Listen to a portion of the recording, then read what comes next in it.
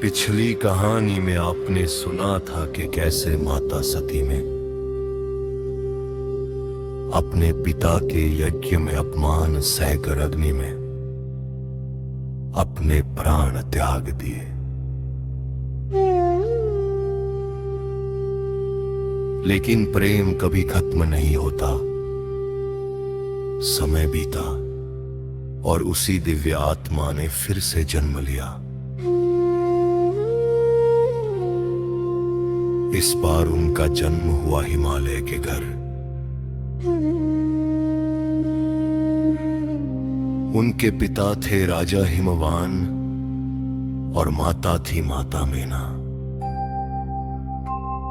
उनका नाम रखा गया माता पार्वती। बचपन से ही पार्वती बहुत तेजस्वी और दयालु थी।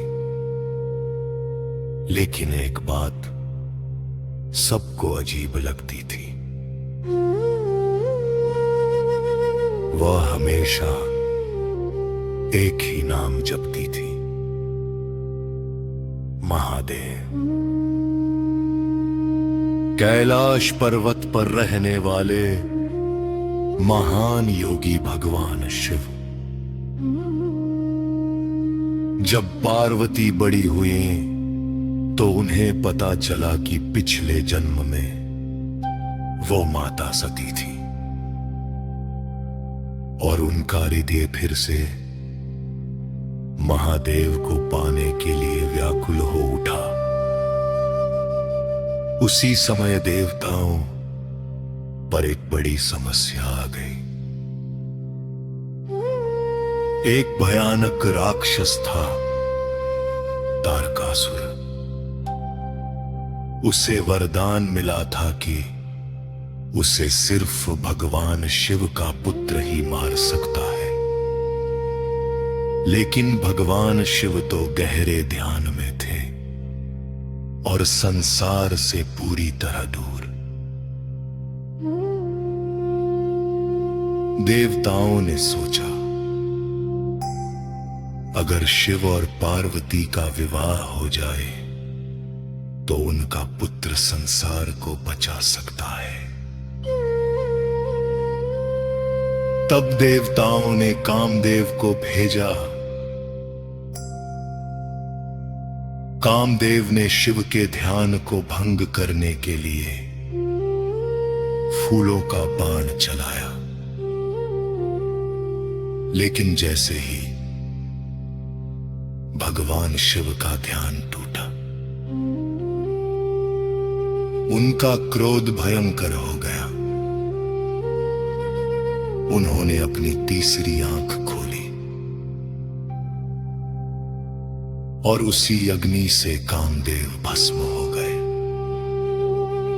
संसार डर गया। लेकिन पार्वती का प्रेम नहीं डिगा। उन्होंने तय किया कि वह कठोर तपस्या करेंगी। पार्वती जंगल में चली गई और वर्षों तक तपस्या करती रही। कभी फल खाकर, कभी पत्ते खाकर और कई बार तो बिना भोजन के ही। उनकी तपस्या इतनी कठोर थी कि देवता भी आश्चर्य में पड़ गए। आखिरकार एक दिन भगवान शिव ने उनकी भक्ति को स्वीकार कर लिया। लेकिन उन्होंने पार्वती की परीक्षा लेने का निश्चय किया। भगवान शिव एक साधु का रूप लेकर पार्वती के पास गए। उन्होंने कहा,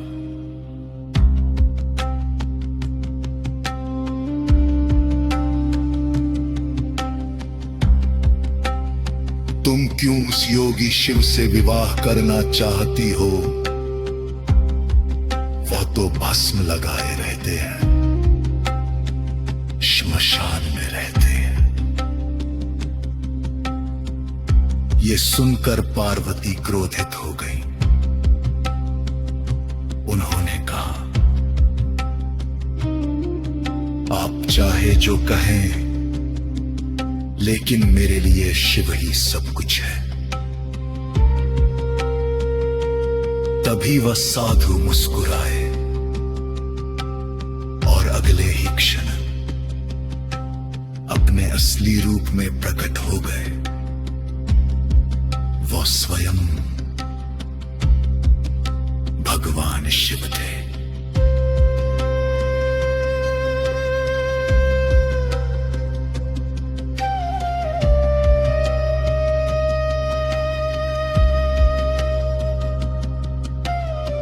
पार्वती की भक्ति और प्रेम से प्रसन्न होकर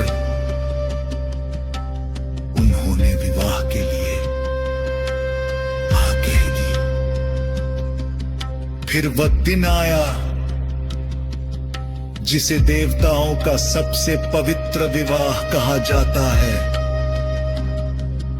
सभी देवता, ऋषि और गंधर्व उस दिव्य विवाह में शामिल हुए और इस तरह भगवान शिव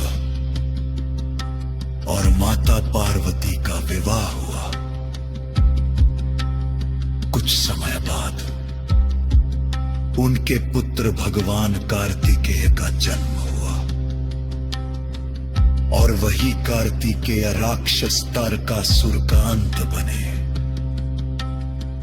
इस प्रकार संसार में फिर से शांति स्थापित हुई और आज भी भगवान शिव और माता पार्वती का प्रेम हमें यह सिखाता है कि सच्ची भक्ति और सच्चा प्रेम हर परीक्षा को पार कर सकता है।